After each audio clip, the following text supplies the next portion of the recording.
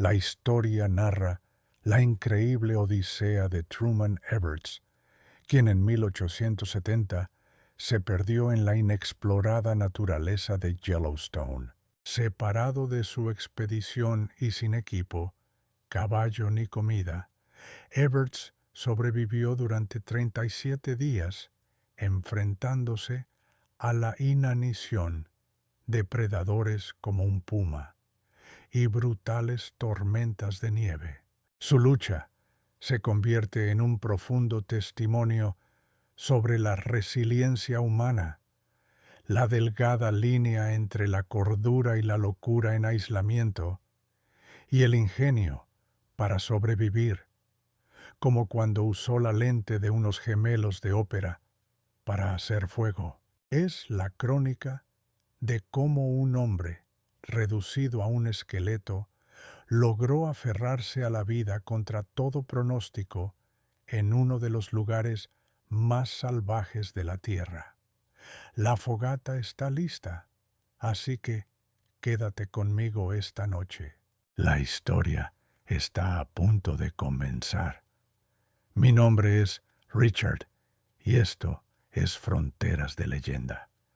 He leído con gran satisfacción los excelentes artículos descriptivos sobre las maravillas del Alto Yellowstone en los números de mayo y junio de su revista. Habiendo sido yo mismo uno de los miembros del grupo que participó en muchos de los placeres y sufrió todos los peligros de esa expedición, no solo puedo dar testimonio de la fidelidad de la narrativa, sino probablemente añadir algunos hechos de mi experiencia que no restarán interés general al que ya ha suscitado. Un deseo de visitar la notable región, de la cual, durante varios años de residencia en Montana, había oído a menudo los relatos más maravillosos, me llevó a unirme a la expedición del pasado agosto. El carácter general del estupendo paisaje de las montañas rocosas preparó mi mente para dar crédito a todas las extrañas historias que se contaban de Yellowstone, y me sentía tan seguro de la existencia de los fenómenos físicos de aquel país. En la mañana en que nuestro grupo partió de Helena, como cuando después los contemplé, me embarqué en la empresa con entusiasmo, sintiendo que todas las penalidades y exposiciones de un mes de viaje a caballo a través de una región inexplorada serían más que compensadas por la grandeza y novedad de los objetos naturales con los que estaba repleta. Por supuesto, la idea de perderme en ella sin ninguno de los medios ordinarios de subsistencia y de vagar durante días y semanas en una condición famélica, solo en un desierto poco frecuentado, no formaba parte de mi contemplación. Había vivido demasiado tiempo entre las montañas para no saber que tal pensamiento, si se me hubiera ocurrido, habría sido instantáneamente rechazado como improbable. Sin embargo, el hombre propone y Dios dispone una verdad que encontró una nueva y amplia ilustración en mis andanzas por la región del Alto Yellowstone. El día en que me encontré separado del grupo y durante varios días anteriores, nuestro avance se había visto obstaculizado por el denso crecimiento del bosque de pinos y ocasionales grandes extensiones de árboles caídos que frecuentemente hacían nuestro progreso casi imposible. Cada vez que llegábamos a una de estas inmensas barreras de árboles caídos, cada hombre se dedicaba a la búsqueda de un pasaje a través de ella, y fue mientras estaba así empleado, y con la idea de que había encontrado uno, que me alejé de la vista y el oído de mis camaradas. Tuvimos un día agotador. Era ya bastante tarde en la tarde. Como separaciones como esta habían ocurrido con frecuencia, no me alarmó y seguí cabalgando plenamente, confiado en reunirme pronto con el grupo o encontrar su campamento. Alcancé al caballo de carga que el señor Langford recuperó más tarde e intenté guiarlo, pero al no conseguirlo, y siendo mi vista defectuosa, espoleé mi caballo con la intención de regresar con ayuda del grupo. Este incidente tendió a acelerar mi velocidad. Cabalgué en la dirección que supuse habían tomado hasta que la oscuridad me alcanzó en el denso bosque. Esto fue bastante desagradable, pero no me causó alarma. No tenía duda de que estaría con el grupo para el desayuno a la mañana siguiente. Seleccioné un lugar para un reposo cómodo. Amarré mi caballo. Encendí un fuego y me fui a dormir. A la mañana siguiente me levanté al alba, ensillé y monté mi caballo y tomé mi rumbo en la supuesta dirección del campamento. Nuestro viaje del día anterior había sido por una península que se adentraba en el lago, hacia cuya orilla me dirigí con la expectativa de encontrar a mis amigos acampados en la playa. El bosque estaba bastante oscuro y los árboles tan espesos que sólo con un proceso lento podía atravesarlos. Buscando el rastro, me confundí un poco. El follaje caído de los pinos había borrado todo rastro de paso. Me vi obligado a desmontar con frecuencia y examinar el suelo en busca de las más tenues indicaciones. Al llegar a un claro, desde el que podía ver varias vistas, desmonté con el propósito de seleccionar una que me llevara en la dirección que había elegido, y dejando mi caballo sin atar, como siempre había sido mi costumbre, caminé unas pocas varas dentro del bosque. Mientras inspeccionaba el terreno, mi caballo se asustó y me di la vuelta justo a tiempo para verlo desaparecer a toda velocidad entre los árboles. Fue lo último que vi de él. Todavía estaba bastante oscuro. Mis mantas, mi rifle, mis pistolas, mi equipo de pesca, mis cerillas, todo excepto la ropa que llevaba puesta, un par de cuchillos y unos pequeños gemelos de ópera, estaba atado a la silla de montar. No me di cuenta de la posibilidad de una separación permanente del grupo. En lugar de seguir en la búsqueda de su campamento, me dediqué a un esfuerzo por recuperar mi caballo. Media jornada de búsqueda me convenció de su impracticabilidad. Escribí y coloqué en un espacio abierto varios avisos que, si mis amigos los veían, les informarían de mi estado y de la ruta que había tomado. Y luego me adentré en el bosque en la supuesta dirección de su campamento.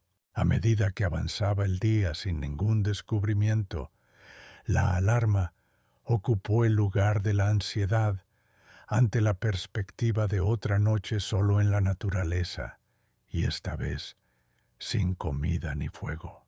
Pero incluso este sombrío presentimiento se veía animado por la esperanza de que pronto me reuniría con mis compañeros, quienes se reirían de mi aventura y la incorporarían como un episodio emocionante en el diario de nuestro viaje.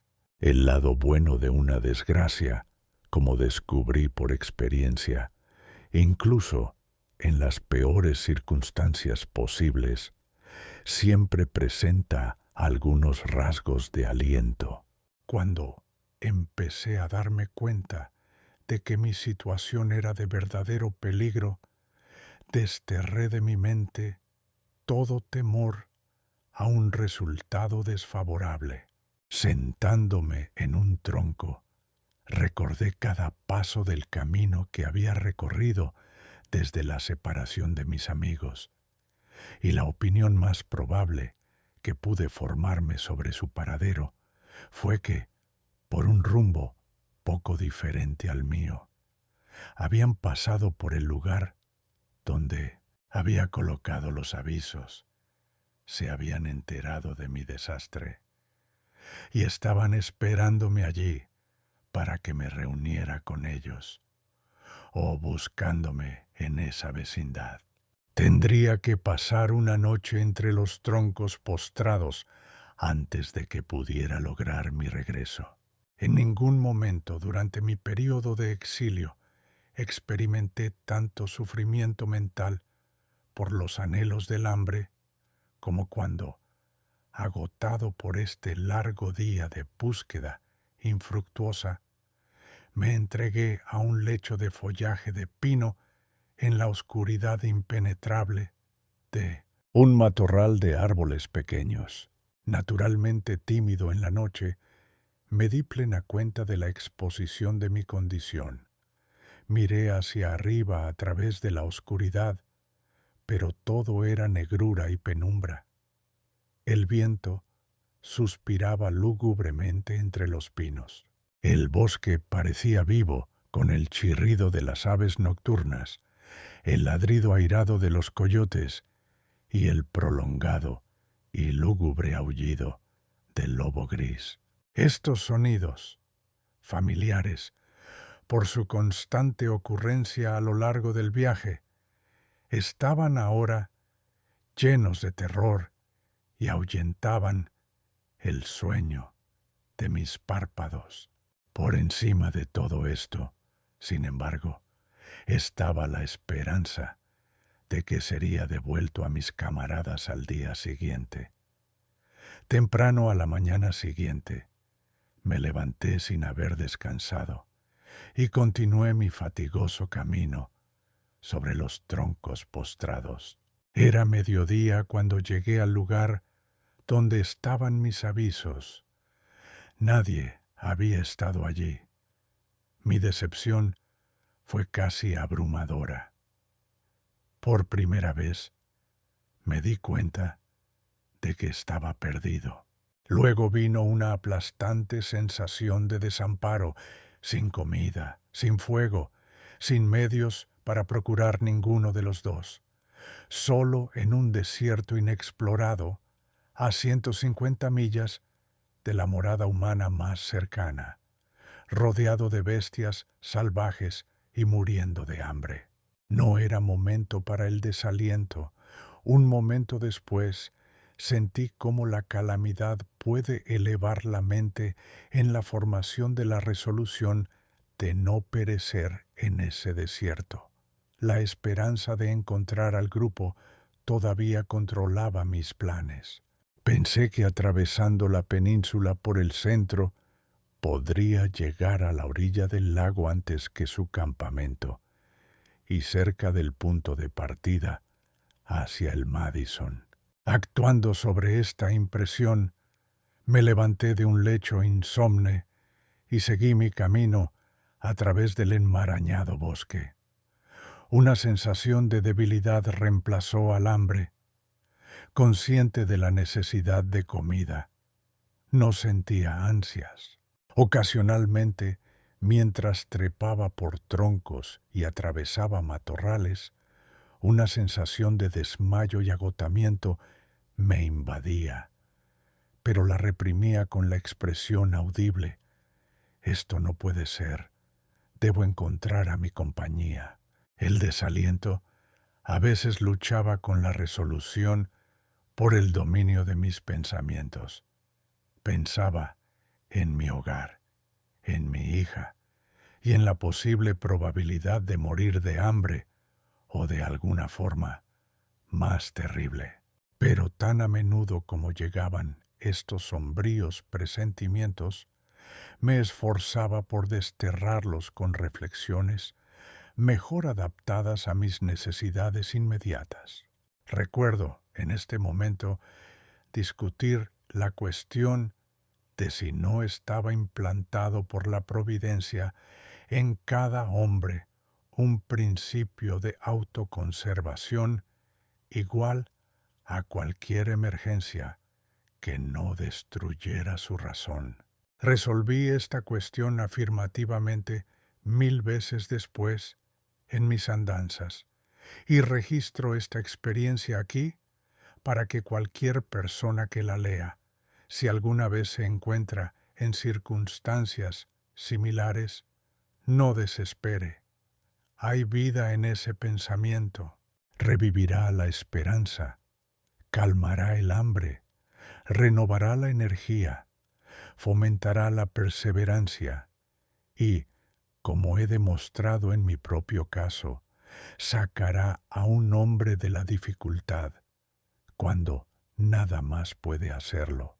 Era mediodía cuando emergí del bosque a un espacio abierto al pie de la península. Un amplio lago de hermosa curvatura, con magníficos alrededores, yacía ante mí, brillando bajo los rayos del sol. Tenía una circunferencia de 12 millas completas. Un ancho cinturón de arena formaba la orilla a la que me acercaba. Justo enfrente, elevándose aparentemente desde las mismas profundidades del agua, se alzaba el pico más alto de una cadena montañosa aparentemente interminable. El vapor ascendente de innumerables fuentes termales y el chorro brillante de un único geyser añadían el rasgo de novedad a uno de los paisajes más grandiosos que jamás he visto. Y la vida de la escena no era menos notable que sus otras atracciones. Grandes bandadas de cisnes y otras aves acuáticas jugueteaban en la tranquila superficie del lago. Nutrias en gran número realizaban las más divertidas evoluciones acuáticas. Bisones y castores nadaban sin miedo en la más grotesca confusión. Ciervos, alces y ovejas de montaña me miraban fijamente, manifestando más sorpresa que miedo por mi presencia entre ellos. El bosque adyacente era vocal, con los cantos de los pájaros, entre los que destacaban las notas parlanchinas de una especie de sinsonte cuyos esfuerzos imitativos proporcionaban abundante diversión. Visto en circunstancias favorables, este conjunto de grandeza, belleza y novedad habría sido transportador, pero agotado por el viaje, famélico de hambre y angustiado por la ansiedad, no estaba de humor para el éxtasis. Mis gustos estaban sometidos y purificados por los peligros que me rodeaban. Anhelaba comida, amigos y protección. Asociado a mis pensamientos, sin embargo, estaba el deseo de que algunos de mis amigos de gusto peculiar pudieran disfrutar de esta exhibición de magnificencia apartada, ahora probablemente vista por primera vez por ojos mortales. El lago estaba al menos a 1000 pies por debajo del punto más alto de la península y varios cientos de pies por debajo del nivel del lago Yellowstone.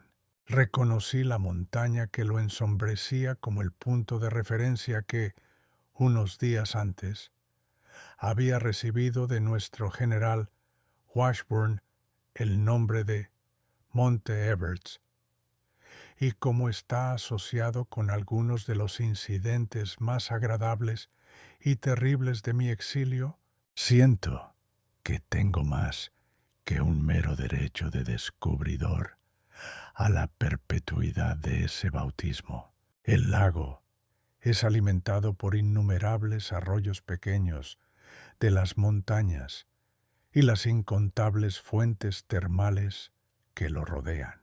Un gran río fluye desde él a través de un cañón de 1000 pies de altura en dirección sureste hacia una lejana cadena montañosa que conjeturé que era el río Snake, y con la creencia de que había descubierto la fuente del gran afluente sur del Columbia, le di el nombre de Lago Bessie en honor a la única hija de mi casa y mi corazón. Durante los 2 primeros días, el miedo a encontrarme con indios me causó considerable ansiedad, pero cuando fui consciente de estar perdido, no había nada que deseara tanto como encontrarme con una tribu de Bannocks o Crows. Al no tener nada que tentara su codicia, no me harían daño personal, y con la promesa de una recompensa, probablemente atenderían mis necesidades y ayudarían a mi liberación. Imaginen mi deleite mientras contemplaba la animada extensión de agua al ver zarpar desde un punto distante una gran canoa que contenía un solo remero. Se acercaba rápidamente a la orilla donde estaba sentado. Con pasos apresurados, recorrí la playa para encontrarla, toda mi energía estimulada por la seguridad que me daba de comida, seguridad y restauración a mis amigos. A medida que me acercaba, giró hacia la orilla y, ¡oh, amarga decepción! El objeto que mi ansiosa fantasía había transformado en un ángel de alivio salió del agua. Un enorme pelícano batió sus alas de dragón como en burla de mi pena y voló a un punto solitario más arriba en el lago. Este pequeño incidente me desarmó por completo. La transición de la alegría a la pena trajo consigo una terrible conciencia de los horrores de mi condición. Pero la noche se acercaba rápidamente y la oscuridad vendría con ella. Mientras buscaba un lugar donde pudiera reposar con seguridad, mi atención fue atraída por una pequeña planta verde de un tono tan vivo que formaba un llamativo contraste con el profundo follaje de los pinos. Para un examen más detallado, la arranqué de raíz, que era larga y cónica, no muy diferente a un rábano. Era un cardo. Lo probé. Era apetecible y nutritivo. Mi apetito lo ansiaba, y la primera comida en 4 días fue a base de raíces de cardo. ¡Eureka! Había encontrado comida. Ninguna ilusión óptica me engañaba esta vez. Podía subsistir hasta que me reuniera con mis compañeros. Glorioso contrapeso a la miseria de la media hora anterior. Lleno de alegría por este descubrimiento, con el hambre aplacada, me estiré bajo un árbol sobre el follaje que había llenado parcialmente un espacio entre troncos contiguos y me quedé dormido.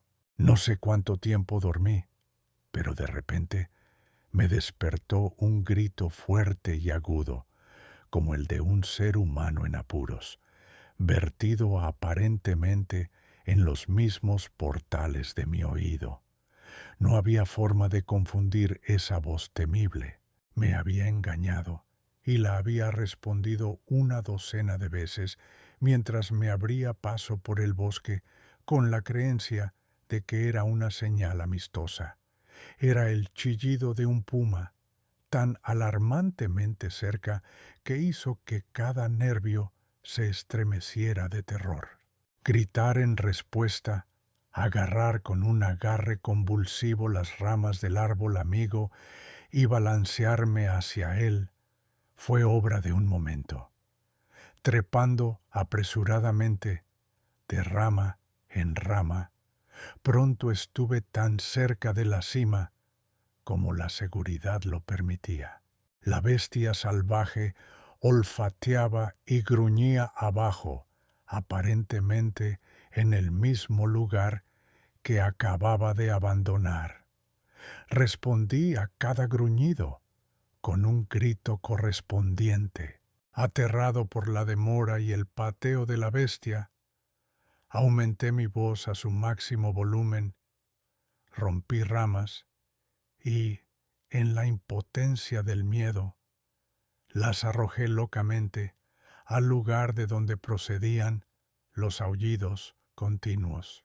Al no lograr alarmar al animal, que ahora comenzaba a dar vueltas al árbol como para seleccionar un lugar desde donde saltar, sacudí con una fuerza aumentada por el terror el esbelto tronco hasta que cada rama crujió con el movimiento. Todo en vano. La terrible criatura continuó su paseo alrededor del árbol, azotando el suelo con su cola y prolongando sus aullidos, casi hasta un rugido. Estaba demasiado oscuro para ver, pero los movimientos del león me mantenían al tanto de su posición. Cada vez que lo oía a un lado del árbol, cambiaba rápidamente al opuesto, un ejercicio que, en mi estado debilitado, solo podría haber realizado bajo el impulso del terror.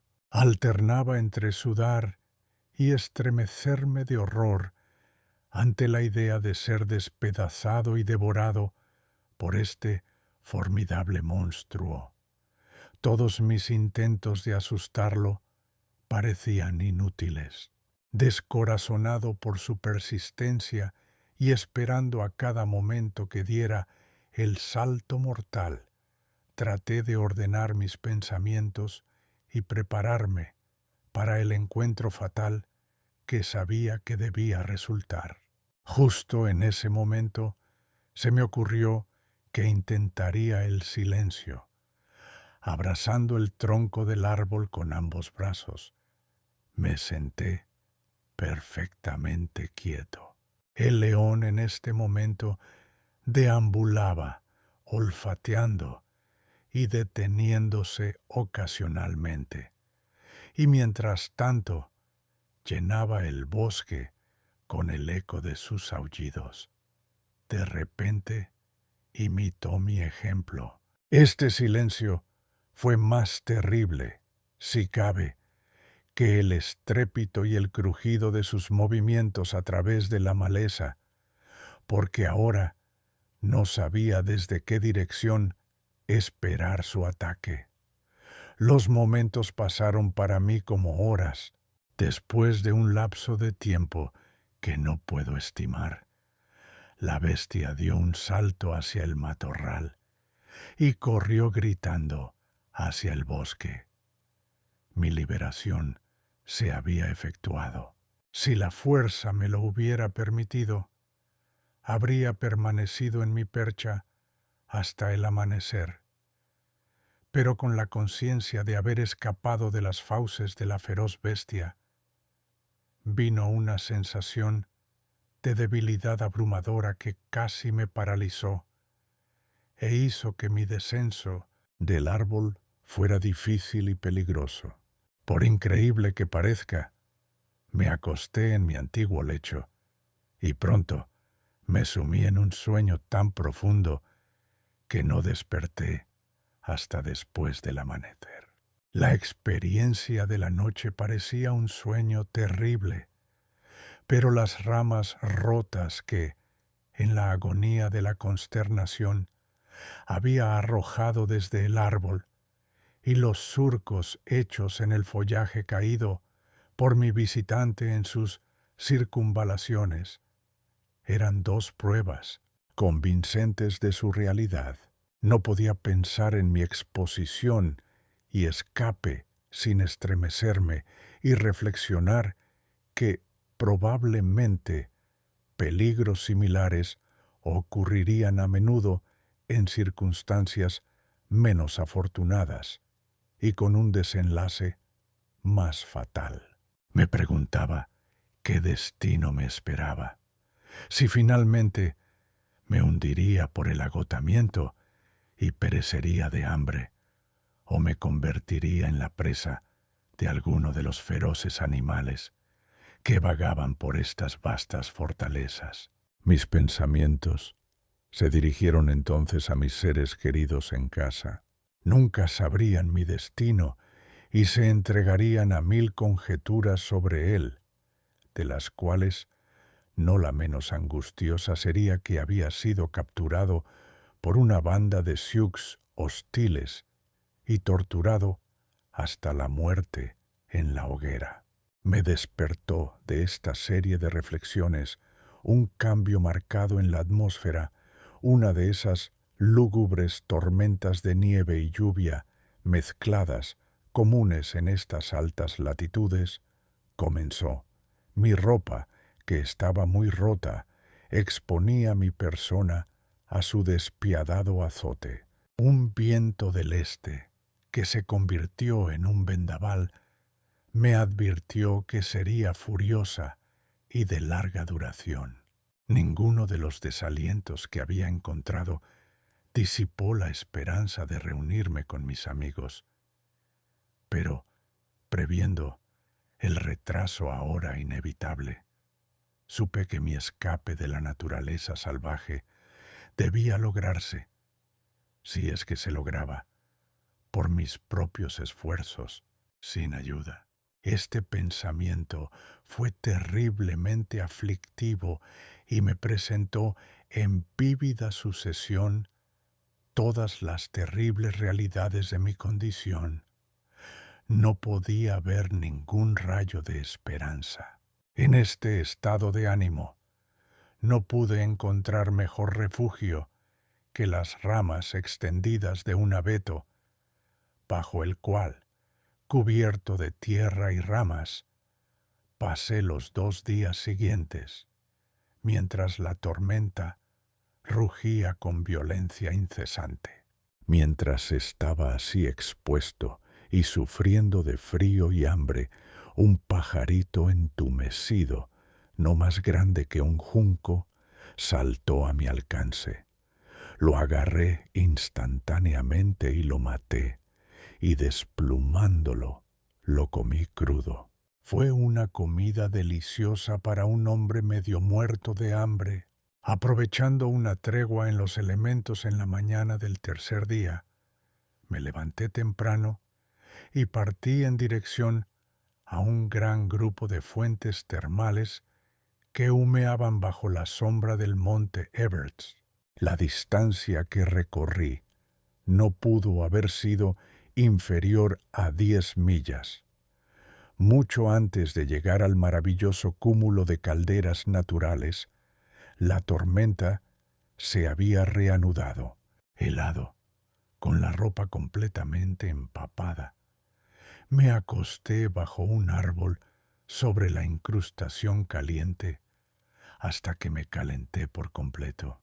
Mis talones y los lados de mis pies estaban congelados, y tan pronto como el calor permeó mi sistema y hube calmado mi apetito con unas pocas raíces de cardo, inspeccioné mis alrededores y seleccioné un lugar entre 2 manantiales, lo suficientemente separados para proporcionar calor a mi cabeza y mis pies.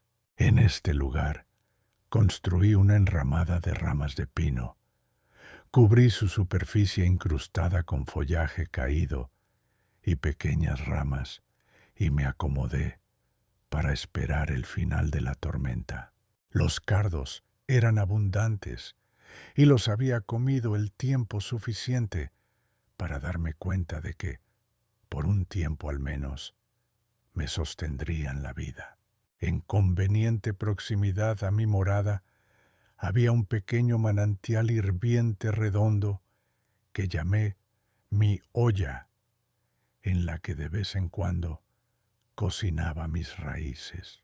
Este establecimiento, lo mejor que pude improvisar con los medios a mi alcance, lo ocupé durante 7 días, los 3 primeros de los cuales fueron oscurecidos por una de las tormentas más furiosas que he visto. El vapor que me proporcionaba calor saturaba mi ropa con sus condensaciones. Estaba envuelto en un perpetuo baño de vapor. Al principio, esto era apenas preferible a la tormenta, pero pronto me acostumbré, y antes de irme, aunque completamente escaldado, realmente lo disfrutaba. Tenía poco más que hacer durante mi encarcelamiento que cocinar, pensar y dormir. De la variedad y extrañeza de mis reflexiones es imposible dar la más mínima concepción. Gran parte de mi tiempo lo dediqué a idear medios para escapar. Recordé haber leído, en el momento de su publicación, las narrativas del teniente Strain y del doctor Kane, y saqué coraje y esperanza de la reflexión de que ellos lucharon y sobrevivieron a peligros no muy diferentes a los que me rodeaban. El pensamiento escalofriante me ocurría entonces de que no estaban solos. Tenían compañeros en el sufrimiento y la simpatía. Cada uno podía soportar su parte de la carga de miseria que a mí me tocó llevar solo, y hacerla más ligera con el aliento del consejo y la ayuda mutuos en una causa de sufrimiento común. Egoísta como pueda parecer el pensamiento, no había nada que deseara tanto como un compañero en la desgracia. ¿Cuánto aliviaría mi angustia? ¿Qué alivio sería comparar mi desdicha con la de un hermano sufriente y con él idear expedientes para cada exigencia a medida que ocurriera? Confieso la debilidad, si es que lo es, de haber derrochado mucha lástima sobre mí mismo durante el tiempo que tuve poco más que hacer. Nada me preocupaba más que la falta de fuego. Recordé todo lo que había leído u oído sobre los medios por los cuales se podía producir fuego, pero ninguno de ellos estaba a mi alcance, y escapar sin él era simplemente imposible. Era indispensable como protección contra los ataques nocturnos de las bestias salvajes. La exposición a otra tormenta como la que acababa de pasar destruiría mi vida, como ésta lo habría hecho, de no ser por el calor derivado de los manantiales. Mientras yacía en mi enramada, esperando ansiosamente la desaparición de la nieve, que había caído hasta la profundidad de un pie o más, e impresionado con la creencia de que por falta de fuego me vería obligado a permanecer entre los manantiales, me ocurrió que erigiría algún tipo de monumento que pudiera, en algún día futuro, informar a un visitante casual de las circunstancias en las que había perecido. Un rayo de sol iluminó el seno del lago y, con él, el pensamiento brilló en mi mente de que podría, con una lente de mis gemelos de ópera, obtener fuego del cielo. ¡Oh! Pensamiento feliz y renovador de vida. Sometiéndolo instantáneamente a la prueba del experimento, cuando vi el humo ascender del trozo de madera seca en mis dedos, sentí que, Si me ofrecieran el mundo entero por él, lo desecharía todo antes de desprenderme de esa pequeña chispa. Ahora era el feliz poseedor de comida y fuego. Esto me llevaría a través de todo. Los pensamientos de fracaso fueron instantáneamente abandonados. Aunque la comida era apenas adecuada para mis necesidades, un hecho demasiado dolorosamente atestiguado por mi cuerpo atenuado, había olvidado los anhelos del hambre y tenía los medios para producir fuego. Me dije a mí mismo, no desesperaré.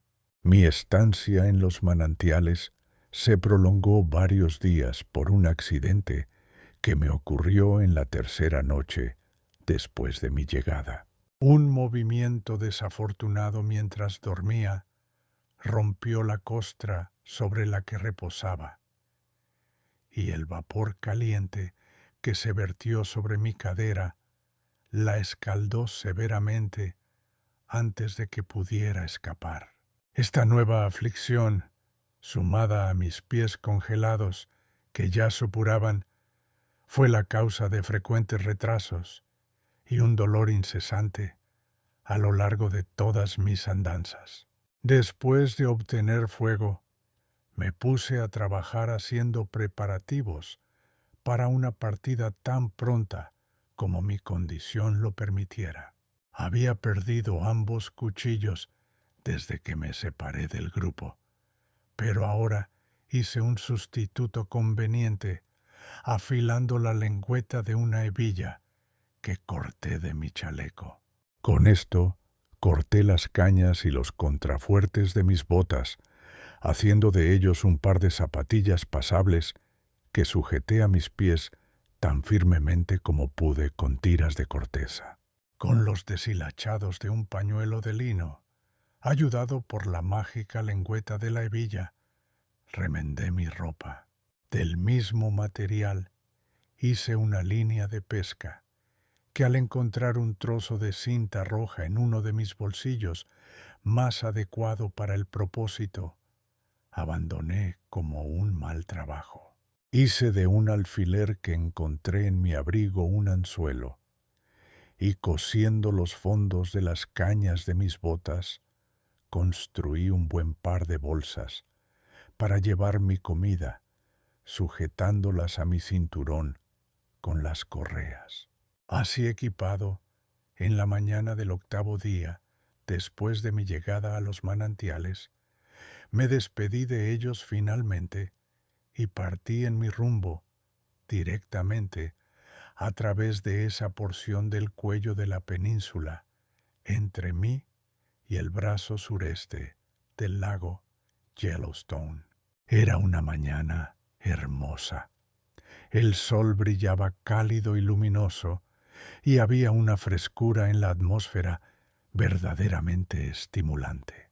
Mientras deambulaba pensativo, la conciencia de estar solo y de haber abandonado toda esperanza de encontrar a mis amigos regresó sobre mí con un poder aplastante.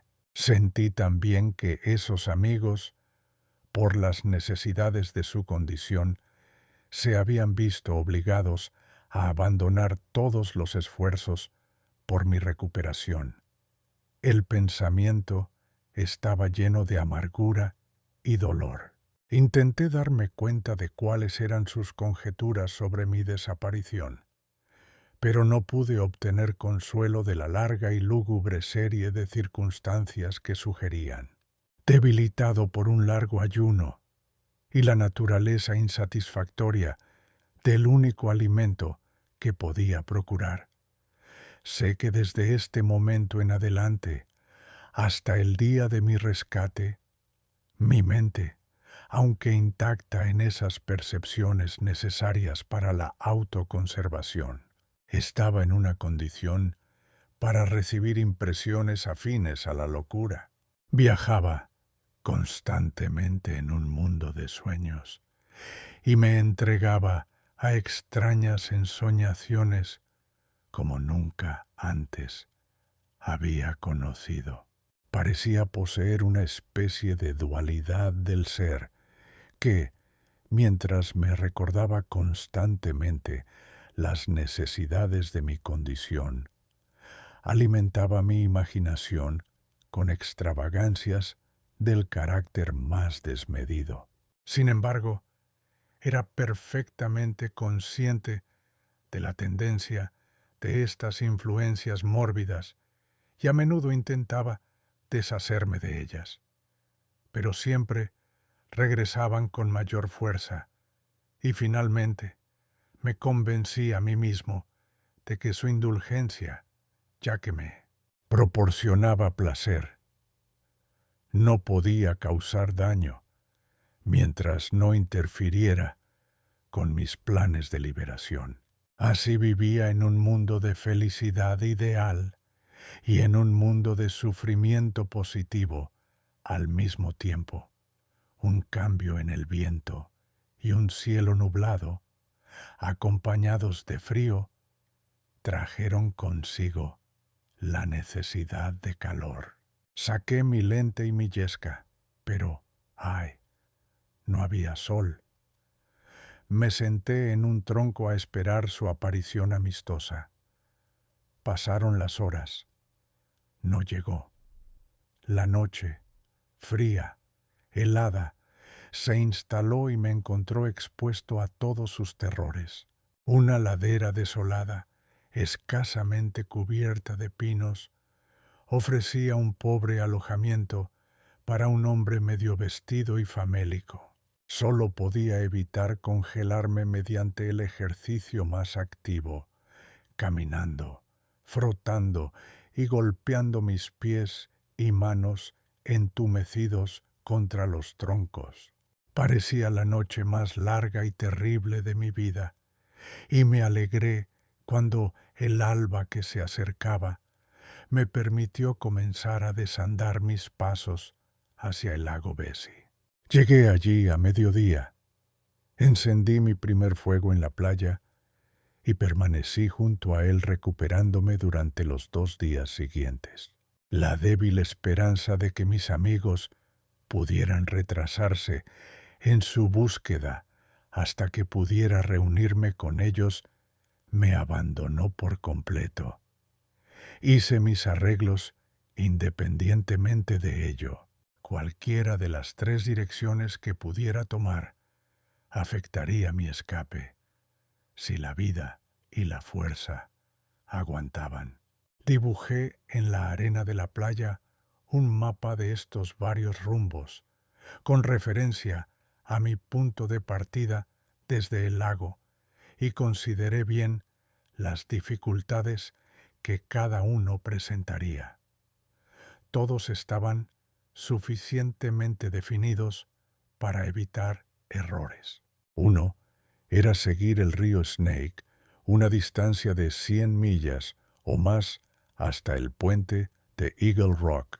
Otro, cruzar el país entre la orilla sur del lago Yellowstone y las montañas Madison, escalando las cuales podría llegar fácilmente a los asentamientos en el valle de Madison. Y el otro, desandar mi viaje por la larga y desalentadora ruta por la que había entrado al país. De estas rutas, la última mencionada parecía la menos atractiva, probablemente porque la había atravesado tan recientemente y estaba familiarizado con sus dificultades. Había oído y leído tanto sobre la desolación y los trastornos elementales y las aguas violentas del valle superior del Snake que no me atreví a intentar regresar en esa dirección. La ruta por la cordillera Madison, grabada por la única obstrucción de la barrera montañosa, era mucho más corta, y así, muy imprudentemente, como se verá más adelante, la adopté. Llenando mis bolsas con raíces de cardo, eché un último vistazo a la pequeña soledad que me había proporcionado comida y fuego los 10 días anteriores, y, con algo de ese sentimiento melancólico que experimenta quien deja su hogar para enfrentarse a aventuras desconocidas, partí hacia el punto más cercano en el lago Yellowstone. Todo ese día viajé sobre montones de madera, entre copas de árboles y a través de matorrales. A mediodía, tomé la precaución de obtener fuego con una brasa, que mantuve viva soplando frecuentemente y agitándola constantemente de un lado a otro. A una hora tardía de la tarde, débil y exhausto, encendí un fuego para la noche en el único lugar vacante que pude encontrar en medio de un denso desierto de pinos.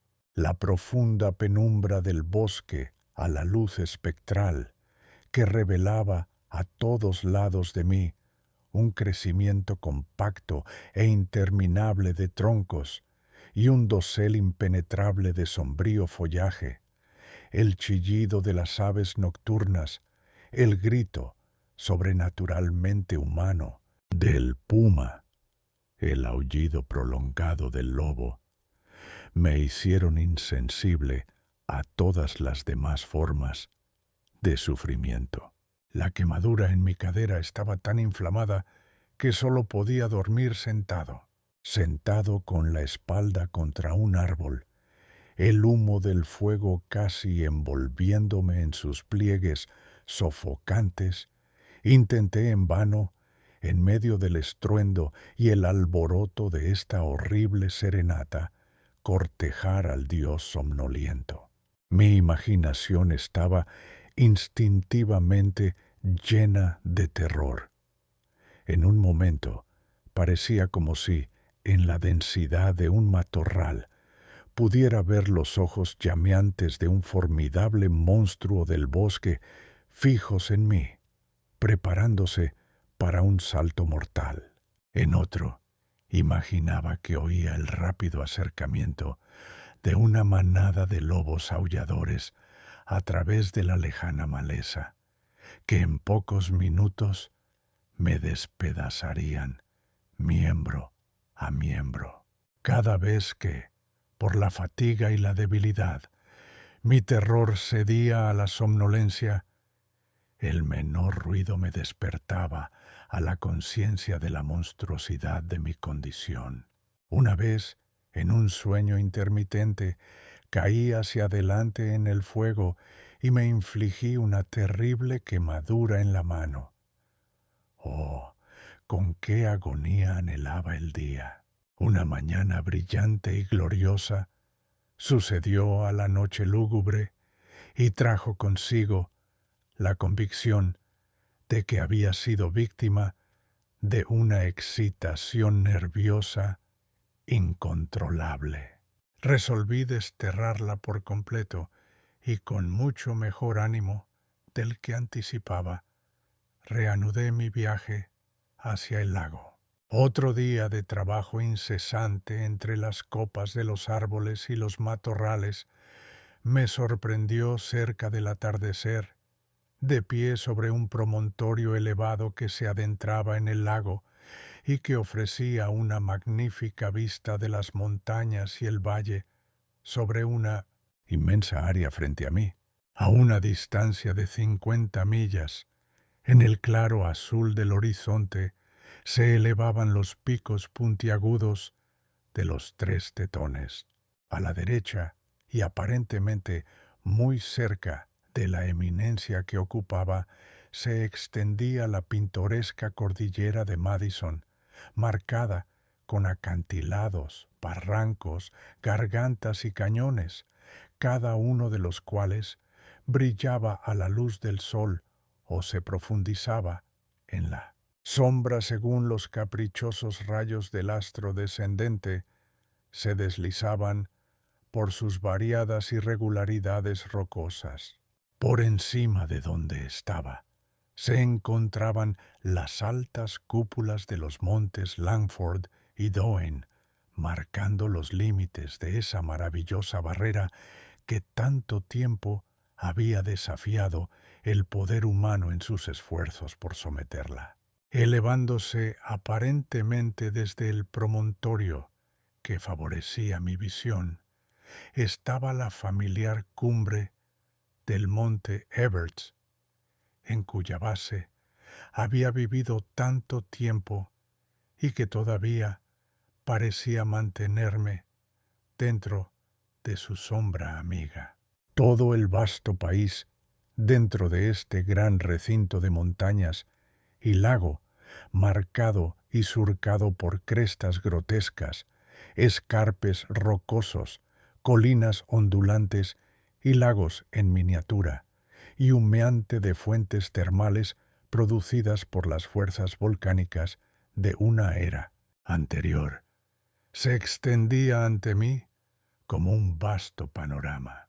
Dudo que la angustia y el sufrimiento puedan borrar por completo todo sentido de la grandeza y magnificencia natural.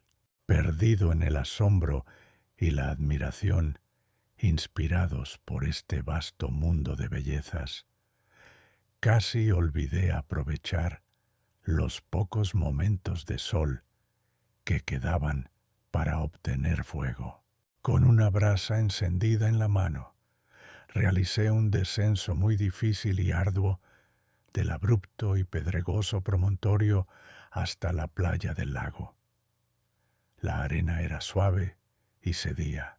Encendí un fuego y, quitándome las zapatillas endurecidas de los pies, las sujeté a mi cinturón y deambulé descalzo por la orilla arenosa para recoger leña para la noche. La arena seca y cálida era de lo más agradable para mis pies lacerados y supurantes, y durante mucho tiempo después de que mi pila de leña estuviera abastecida, me senté con ellos descubiertos. Finalmente, consciente de la necesidad de toda protección posible contra la helada atmósfera nocturna, busqué en mi cinturón las zapatillas y una faltaba. Al recoger la leña, se había desprendido y se había perdido. La oscuridad se cernía sobre el paisaje cuando, muy descorazonado con la idea de pasar la noche con un pie expuesto a la temperatura de congelación, comencé a buscar la zapatilla perdida. Sabía que no podría viajar un día sin ella, temiendo que hubiera caído al lago y hubiera sido arrastrada por alguna ola recurrente más allá de toda recuperación. Mi búsqueda durante una hora entre árboles caídos y arbustos, ladera arriba y a lo largo de la playa, en la oscuridad y con brasas humeantes, a un momento arrastrándome a cuatro patas en un montón de maleza, otro oteando entre troncos, arbustos y piedras, estuvo llena de ansiedad y consternación. El éxito, finalmente, recompensó mi perseverancia, y ningún lenguaje puede describir la alegría con la que saqué la causa de tanta angustia de debajo de la rama que, al pasar, la había arrancado de mi cinturón. Con una sensación de gran alivio, me senté en la arena, con la espalda apoyada en un tronco, y escuché el embate y el rugido de las olas. Era una nana salvaje, pero no tenía terrores para un hombre agotado. Nunca pasé una noche de sueño más reparador. Cuando desperté, mi fuego se había extinguido, salvo unas pocas brasas que pronto avivé hasta convertir en una llama alegre.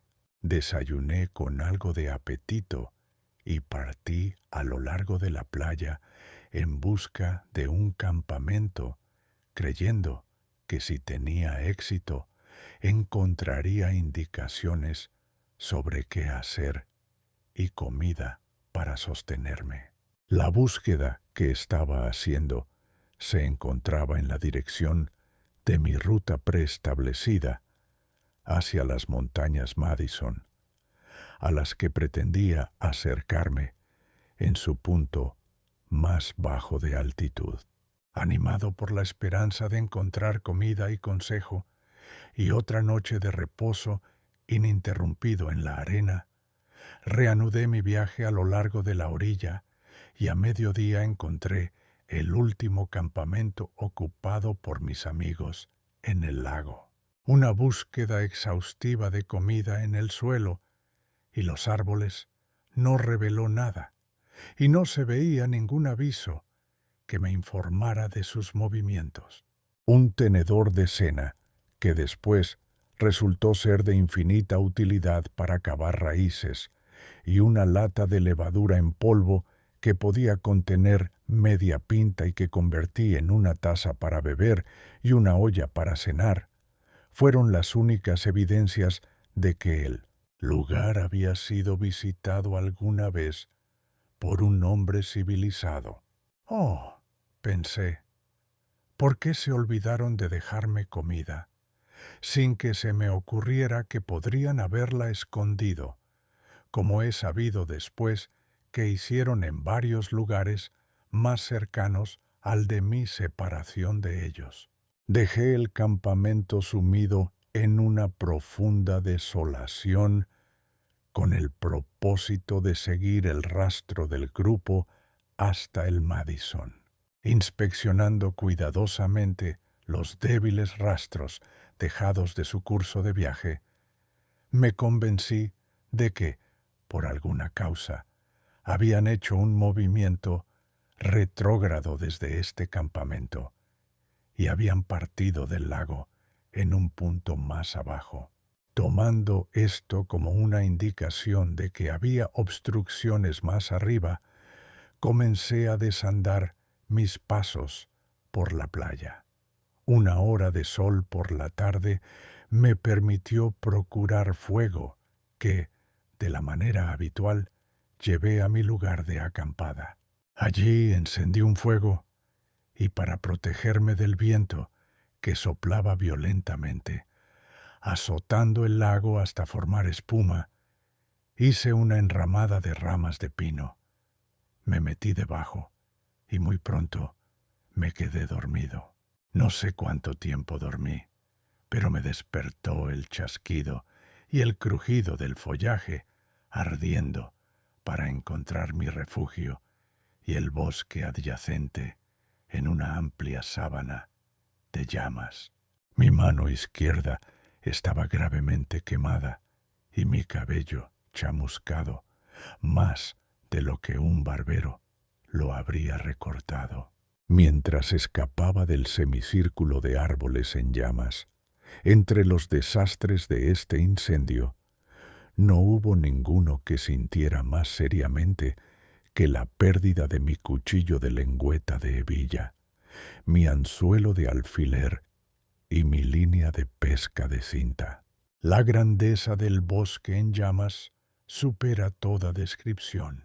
Una inmensa sábana de llamas, siguiendo hasta sus cimas los altos árboles de un bosque de pinos casi impenetrable, saltando locamente de copa en copa y enviando miles de lenguas bifurcadas a 100 pies o más a través de la oscuridad de medianoche, iluminando con un lúgubre resplandor y fulgor el paisaje circundante de lago y montañas, llena al espectador de sentimientos mezclados, de asombro y admiración.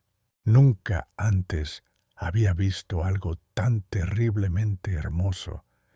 Era maravilloso presenciar la rapidez relampagueante con la que las llamas ascendían por los árboles más altos. El rugido, el crujido, el estruendo y el chasquido de las ramas que caían y el follaje ardiendo eran ensordecedores. Adelante, adelante, Adelante viajaba el elemento destructivo hasta que parecía como si todo el bosque estuviera envuelto en llamas. Arriba, en la colina coronada de bosques, los árboles más altos lanzaban pináculos, muros y serpentinas de fuego saeteado. Toda la ladera era un océano de olas de fuego incandescentes y agitadas. Favorecida por el vendaval, la conflagración se extendió con la rapidez del rayo sobre una extensión ilimitada de terreno, llenando la atmósfera con nubes de humo sofocante y dejando un rastro ancho y ennegrecido de troncos espectrales despojados de ramas y follaje, humeando y ardiendo para marcar el inmenso barrido de su devastación. Resuelto a no buscar más un rastro, cuando llegó la luz del día, seleccioné como punto de referencia la muesca más baja en la cordillera Madison. Inspeccionando cuidadosamente la superficie dentada y rota sobre la que debía viajar para alcanzarla, dejé el lago y me adentré en medio de sus intrincados laberintos. Todo el día, hasta casi el atardecer, luché sobre colinas escarpadas, a través de árboles caídos, matorrales y bosques enmarañados, con la baliza de costillas de roca constantemente a la vista. A medida que avanzaba, retrocedía, como en burla de mi esfuerzo. La noche me alcanzó con mi viaje a medio hacer. La precaución de obtener fuego me dio calor y sueño, y mucho antes del amanecer ya estaba en camino. La esperanza de encontrar un paso fácil hacia el valle del Madison me inspiró con renovado coraje y determinación. Pero mucho antes de llegar a la base de la cordillera, examiné sin esperanza sus dificultades insuperables. Presentaba a mi ansiosa visión una sucesión interminable de picos y precipicios inaccesibles, elevándose miles de pies, escarpados y desnudos sobre la llanura. Ninguna garganta quebrada o cañón amigable invitaba a un esfuerzo como el que yo podía hacer para escalar esta barrera rocosa. Oh, por la fe que pudiera mover montañas, qué pronto se abriría esta colosal fábrica a mi paso. Qué sentimiento de desesperación impotente me invadió con la convicción de que el viaje de los últimos 2 días había sido en vano. Me senté en una roca en la cima de una colina dominante y dirigí la vista a lo largo de la única ruta que ahora parecía defendible. Río Yellowstone abajo. Cuántas millas lúgubres de bosque y montaña llenaban el terrible panorama. Pensé que antes de aceptar esta desalentadora alternativa, pasaría un día en busca de un paso. 20 millas como máximo me llevarían al valle de Madison, y 30 más me devolverían a amigos que tenían abundancia. Suponiendo que encontraría muchos cardos, había dejado el lago con una pequeña provisión, y esa se había agotado por completo. Los busqué en vano donde estaba entonces. Mientras consideraba si quedarme y buscar un pasaje o regresar al Yellowstone, experimenté una de esas extrañas alucinaciones que muchos de mis amigos han llamado erróneamente locura, pero que para mí fue la providencia. Un viejo amigo clérigo, por cuyo carácter y consejo siempre había albergado un peculiar respeto, de alguna manera inexplicable, parecía estar de pie ante mí, encargado de un consejo que aliviaría mi perplejidad. Parecía oírlo decir como con voz y ademán de autoridad: «Regresa de inmediato, tan rápidamente como tu fuerza te lo permita. Aquí no hay comida, y la idea de escalar estas rocas es una locura». «Doctor», repliqué, «la distancia es demasiado grande. No puedo vivir para recorrerla». «No digas eso. Tu vida depende del esfuerzo. Regresa de una vez. Empieza ahora. No sea que tu resolución flaquee. Viaja tan rápido y tan lejos como sea posible. Es tu única oportunidad». «Doctor, me alegro de encontrarle en esta hora de angustia, pero dudo de la sabiduría de su consejo. Estoy a 70 millas de Virginia, justo al otro lado de estas rocas. A unas pocas millas de distancia encontraré amigos. Mis zapatos están casi gastados, mi ropa está hecha jirones y mi fuerza está casi vencida. Como último intento, me parece que no puedo sino intentar escalar esta montaña, o perecer en el esfuerzo si Dios así lo quiere. No pienses en ello. Tu poder de resistencia te llevará a través. Te acompañaré. Pon tu confianza en el cielo. Ayúdate a ti mismo y Dios te ayudará». Vencido por estas y otras persuasiones, y encantado con la idea de tener un compañero de viaje, avancé penosamente por la ruta que había venido, con la intención de cambiarla en un cierto punto para llegar al río, al pie del lago.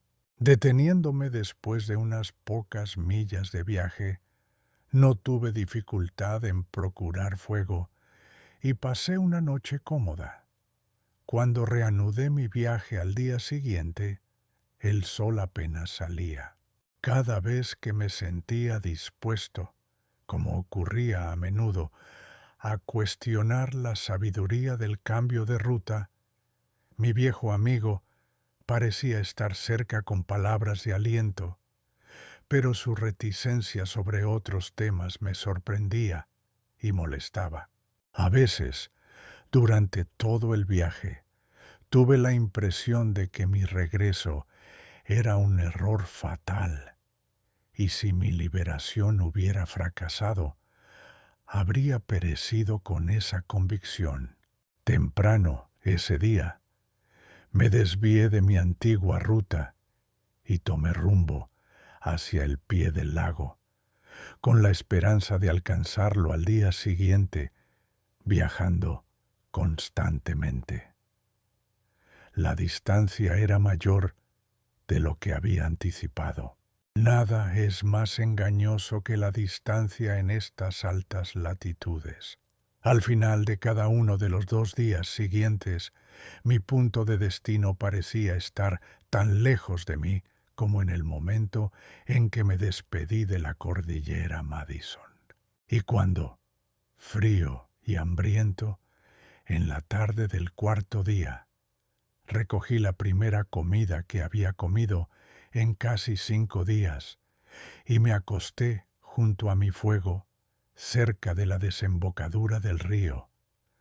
Casi había abandonado toda esperanza de escapar. Al amanecer estaba en el sendero río abajo el pensamiento que había adoptado desde el principio: no pereceré en este desierto.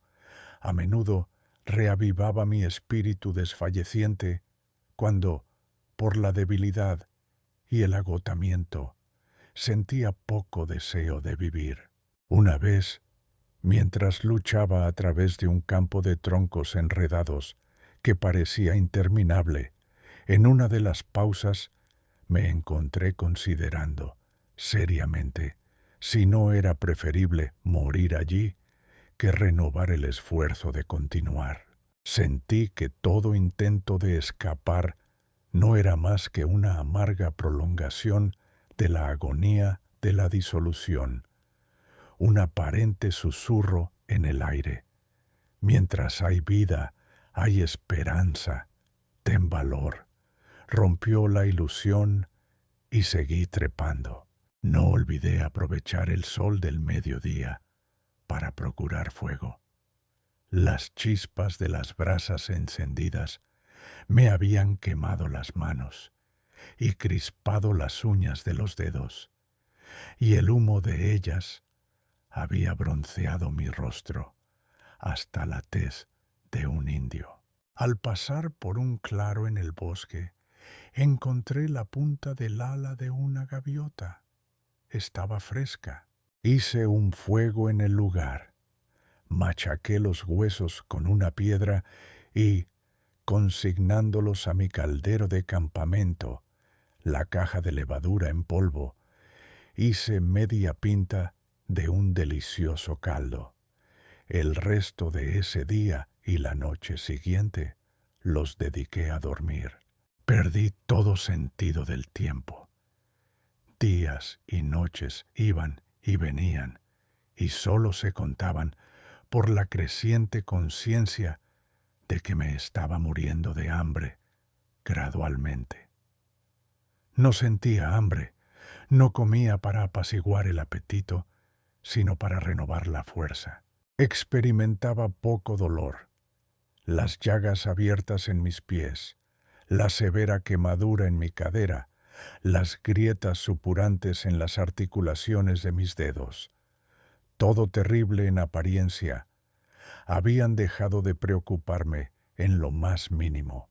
Las raíces que suplían mi comida habían suspendido el poder digestivo del estómago, y sus fibras estaban empaquetadas en él en una masa compacta y enmarañada. No así con mis horas de sueño. Eran visitadas por los sueños más lujosos. Aparentemente, visitaba los restaurantes más suntuosamente decorados de Nueva York y Washington. Me sentaba a inmensas mesas cubiertas con los manjares más apetitosos. Participaba de los más ricos guisos de ostras y las tartas más jugosas. Me dedicaba al trabajo y la preparación de platos curiosos, y con ellos llenaba hilera tras hilera de mesas elegantemente dispuestas hasta que gemían bajo las delicias acumuladas preparadas por mis propias manos. Frecuentemente, la noche entera parecía haberse pasado preparando una cena suntuosa. Me daba cuenta de la fatiga de asar, hervir, hornear y fabricar los platos más selectos conocidos por la cocina moderna, y en mis sueños perturbados disfrutaba con un gusto epicúreo la comida así proporcionada, incluso hasta la saciedad. ¡Ay! Había más lujo que vida en estas divagaciones somnolientas. Era un día frío y sombrío cuando llegué a las inmediaciones de las cataratas. El cielo estaba nublado y los picos nevados se alzaban fríos y desolados a través de la atmósfera cortante. El gemido del viento entre los pinos, mezclado con el sordo rugido de las cataratas, estaba extrañamente en sintonía con mis propios sentimientos entristecidos. No tenía corazón para contemplar una escena que, unas semanas antes, me había inspirado arrebato y asombro. Un momento de sol era de más valor para mí que todas las maravillas en medio de las cuales me estaba muriendo de hambre. Pero el sol había ocultado su rostro y me negaba toda esperanza de obtener fuego. La única alternativa era buscar refugio en un matorral. Penetré en el bosque una larga distancia antes de encontrar uno que me conviniera. Abriéndome paso y empujando hasta su mismo centro, despejé un lugar lo suficientemente grande como para reclinarme. Entrelacé la maleza circundante, recogí el follaje caído en una cama y me acosté con una oración por el sueño y el olvido. Ay, ninguno de los dos llegó. El frío aumentó durante la noche, la fricción constante con mis manos y el golpeteo incesante con mis piernas y pies me salvaron de la congelación. Fue la noche más terrible de mi viaje, y cuando, con el alba temprana, me puse de pie, fue para darme cuenta de que mi brazo derecho estaba parcialmente paralizado y mis miembros tan rígidos por el frío que eran casi inamovibles. Temiendo que la parálisis se apoderara repentinamente de todo el sistema, literalmente me arrastré a través del bosque hasta el río. Sentado cerca del borde del gran cañón debajo de las cataratas, esperé ansiosamente la aparición del sol. Ese gran astro nunca se vio tan hermoso como cuando, unos momentos después, emergió de las nubes y expuso sus rayos brillantes a los poderes concentrados de mi lente. Encendí una llama poderosa, la alimenté con cada palo seco y copa de árbol rota que pude encontrar, y sin movimiento y casi sin sentido, permanecí a su lado varias horas. Las grandes cataratas del Yellowstone rugían a 300 metros de distancia, y el espantoso cañón bostezaba casi a mis pies, pero habían perdido todo encanto para mí. De hecho, los consideraba enemigos que me habían atraído a la destrucción y sentía una sombría satisfacción en la indiferencia mórbida. Mi viejo amigo y consejero, cuya presencia había sentido más que visto los últimos días, ahora me abandonó por completo. Pero no estaba solo. Por algún proceso que era demasiado débil para resolver, mis brazos, piernas y estómago se transformaron en otros tantos compañeros de viaje.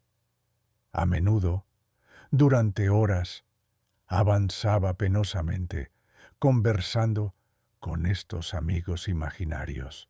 Cada uno tenía sus necesidades peculiares que esperaba que yo supliera. El estómago era insistente en su demanda de un cambio de dieta.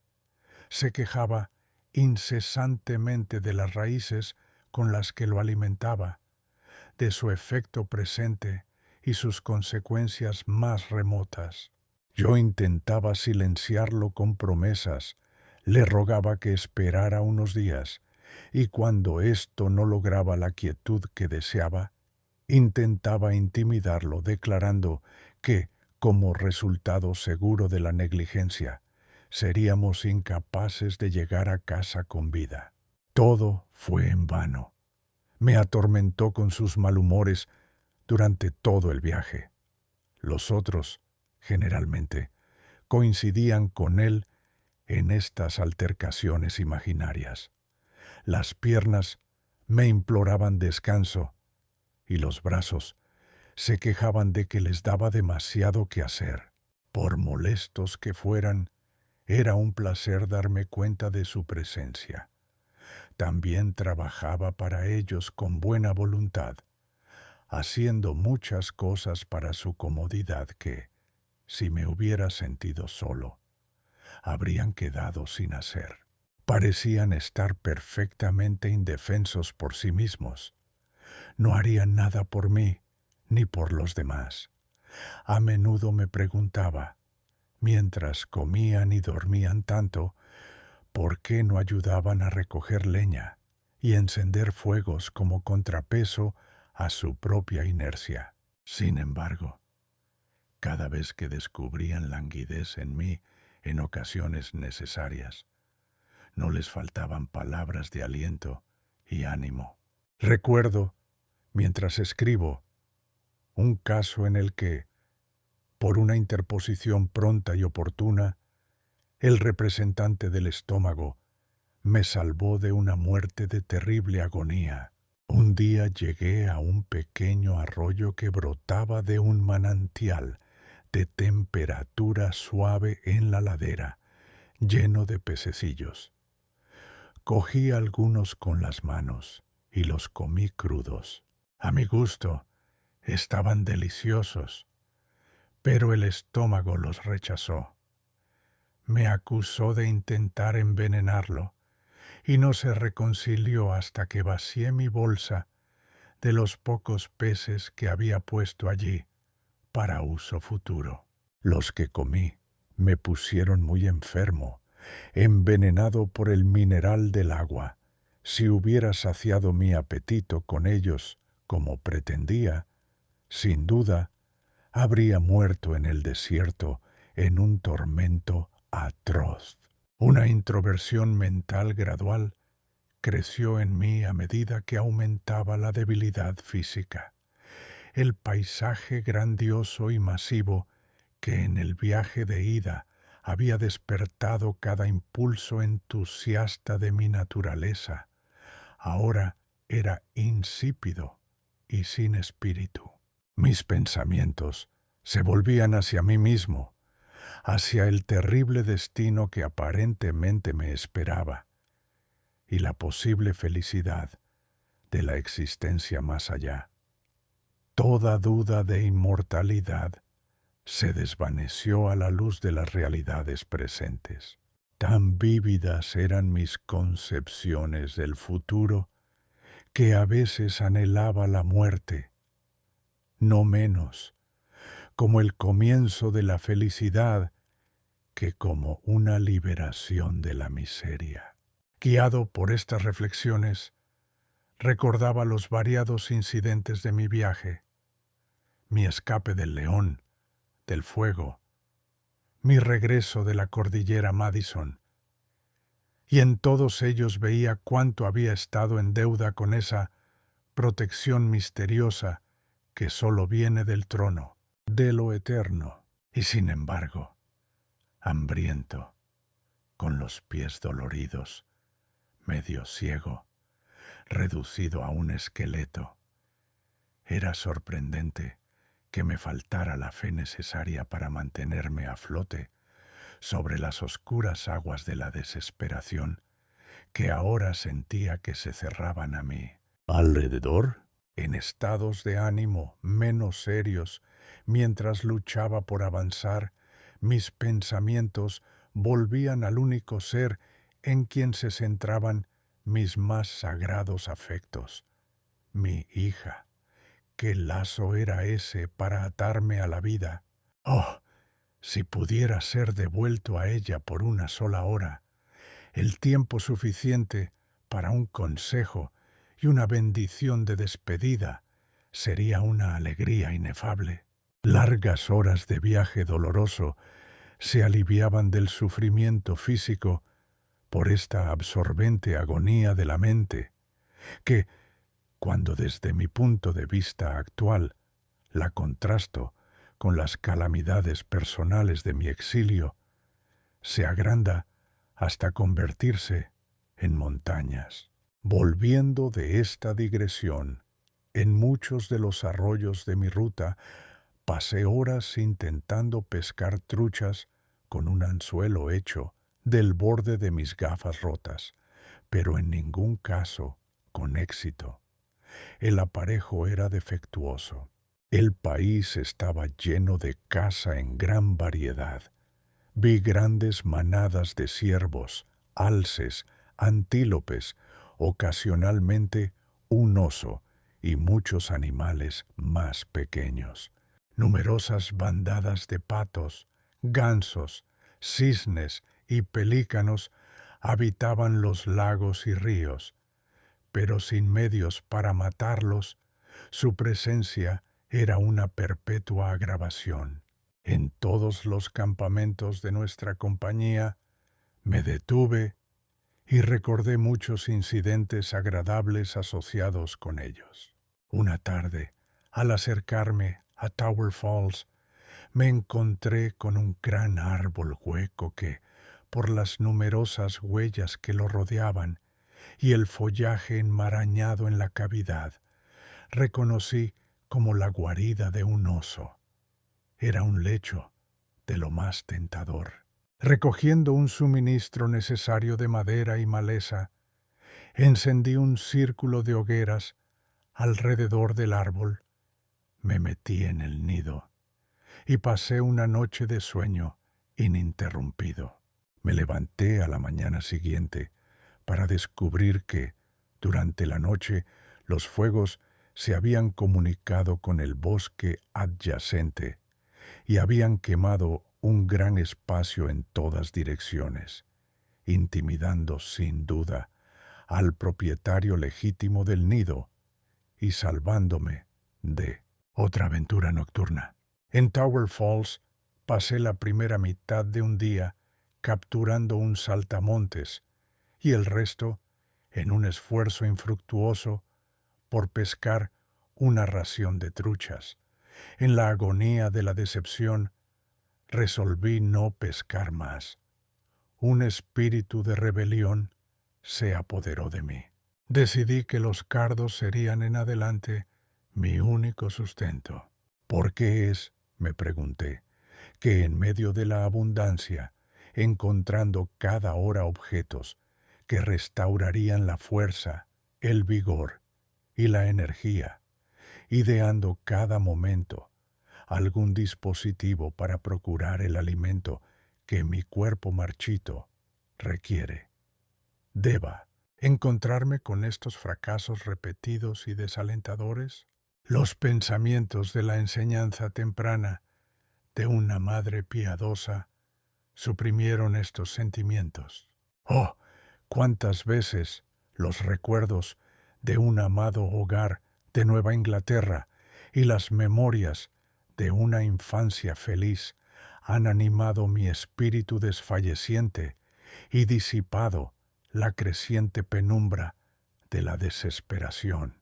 Hubo pensamientos y sentimientos y angustias mentales sin número que me visitaron durante mi período de prueba, que nunca podrán ser conocidos por nadie más que por mi Dios y por mí mismo. Por amarga que fuera mi experiencia, no estuvo exenta de algunos de los momentos más preciosos que he conocido.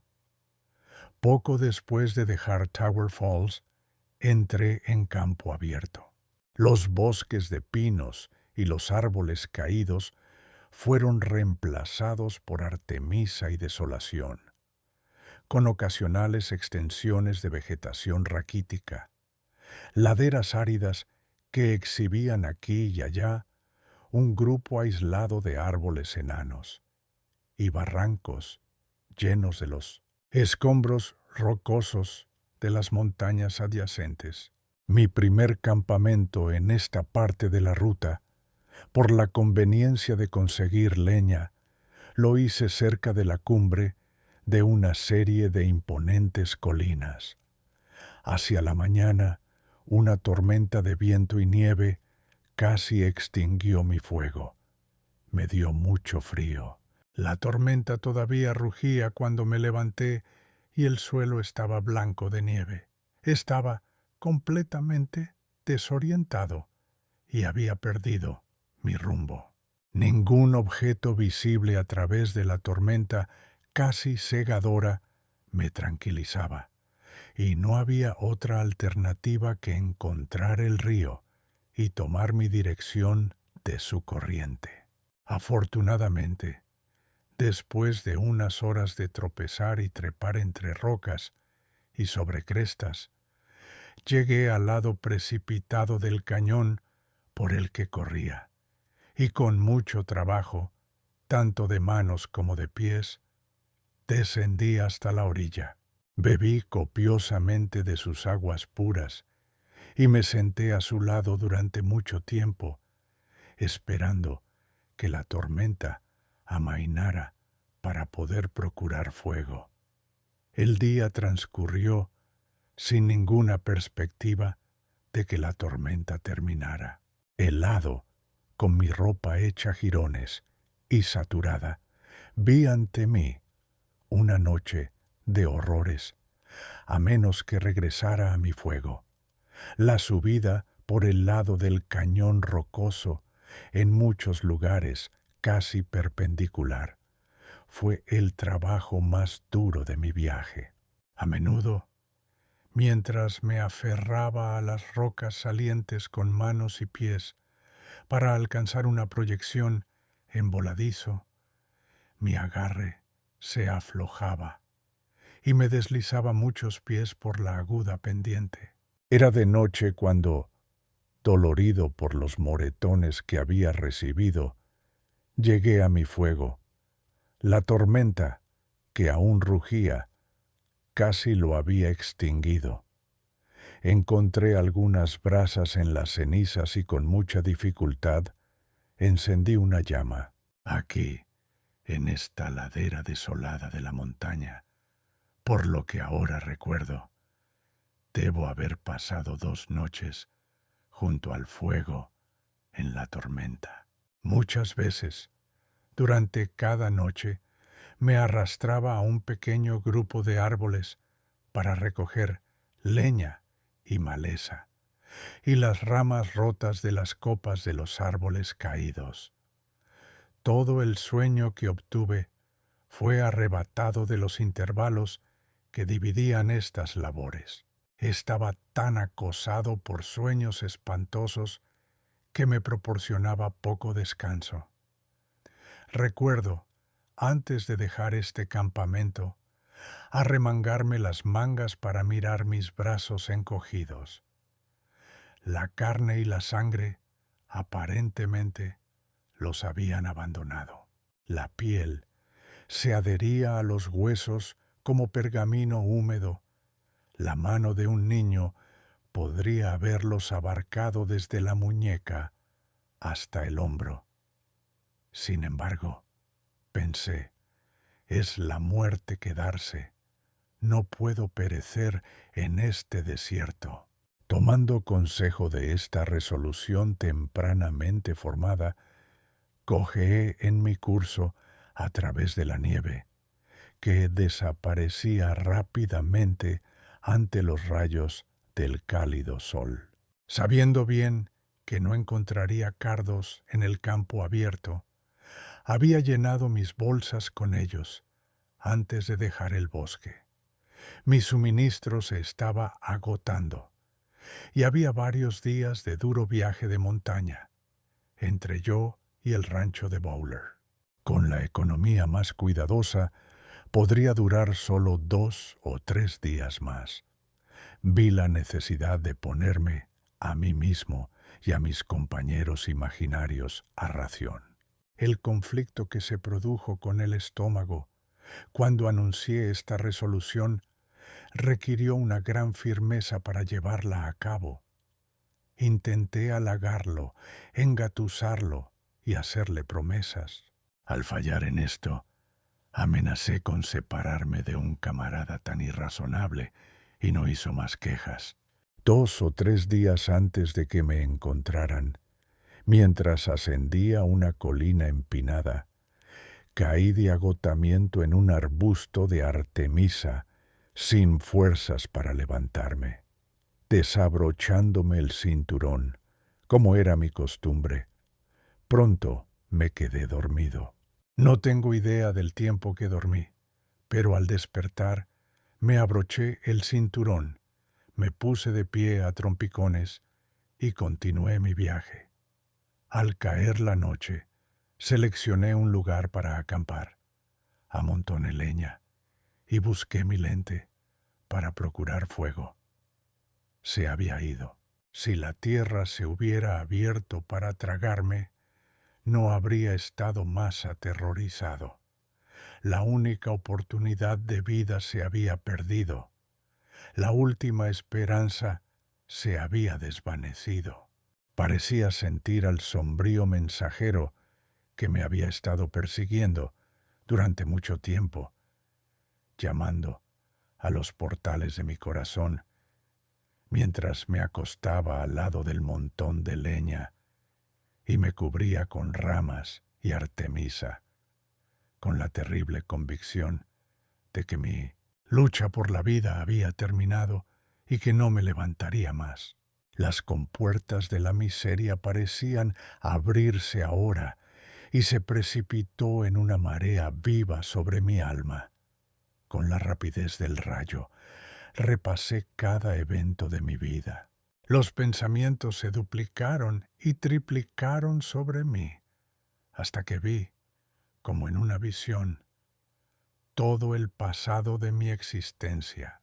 Estaba todo ante mí, como si estuviera pintado con un rayo de sol, y todo parecía desvanecerse como los fantasmas de un sueño vívido. A medida que la calma regresaba, la razón reanudó su imperio. Afortunadamente, el tiempo era agradable. Convoqué todos los poderes de mi memoria, pensé en cada paso del viaje del día y concluí que el cristal debía haberse desprendido de mi cinturón mientras dormía. 5 largas millas sobre las colinas debían ser desandadas para recuperarlo. No había alternativa, y antes del amanecer ya había recorrido a trompicones la mitad de la distancia. Encontré la lente en el lugar donde había dormido. Ningún incidente de mi viaje me trajo más alegría y alivio. Regresando al campamento de la noche anterior, encendí la pila que había preparado y me acosté para una noche de descanso. Hacía mucho frío y hacia la mañana comenzó a nevar. Con dificultad mantuve el fuego vivo. El sueño era imposible. Cuando llegó la luz del día, tuve la impresión de que debía seguir adelante a pesar de la tormenta. Un destello, momentáneo pero vívido, me invadió de que me salvaría. Agarrando una brasa encendida, partí a través de la tormenta. Por la tarde, la tormenta amainó y el sol brilló a intervalos. Al llegar a un pequeño grupo de árboles, me puse a preparar un campamento. Dejé la brasa que había conservado con tanto cuidado para recoger unos palos secos con los que alimentarla hasta que pudiera recoger leña para una fogata, y en los pocos minutos así empleados se extinguió. Intenté reavivarla, pero cada chispa se había ido. Las nubes oscurecían el sol, ahora cerca del horizonte, y la perspectiva de otra noche de exposición sin fuego se volvió terriblemente inminente. Me senté con mi lente y el último trozo de yesca que poseía para atrapar un rayo de sol, sintiendo que mi vida dependía de ello. En unos minutos la nube pasó y con manos temblorosas presenté el pequeño disco al rostro del astro brillante, temblando de emoción por si una nube repentina se interponía. Pasó un momento antes de que pudiera sostener la lente lo suficientemente firme como para concentrar un foco ardiente. Finalmente llegó. El pequeño hilo de humo se enroscó graciosamente hacia arriba desde la chispa nacida del cielo, que unos momentos después difundió con calor y comodidad mis desolados aposentos. Reanudé mi viaje a la mañana siguiente con la creencia de que no haría más fuegos con mi lente. Debía salvar una brasa o perecer. El día era crudo y ventoso. Un viento del este, cargado de tormenta, penetraba mis nervios con una agudeza irritante. Después de caminar unas pocas millas, la tormenta comenzó, y un frío diferente a cualquier otro que hubiera sentido se apoderó de mí. Entró en todos mis huesos. Intenté encender un fuego, pero no pude hacerlo arder. Agarrando una brasa, tropecé ciegamente, deteniéndome a la sombra de cada roca y matorral para renovar energías para un conflicto final por la vida.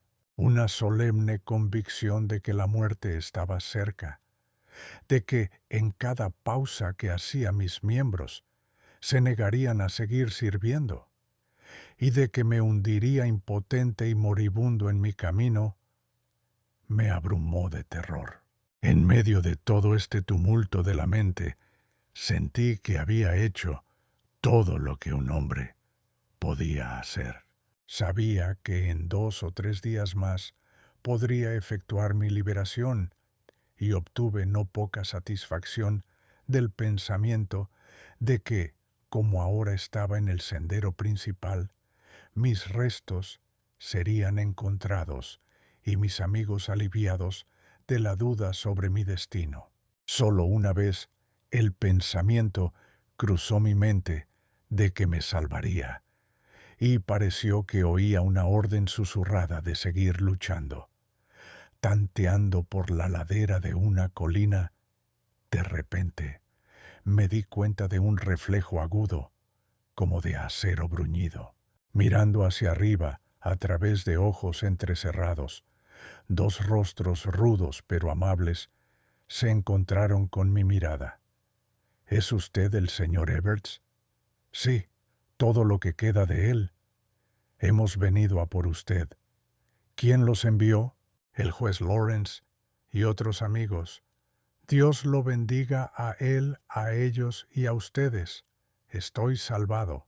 Y con estas palabras, impotente para un esfuerzo mayor, caí hacia adelante en los brazos de mis salvadores, en un estado de inconsciencia.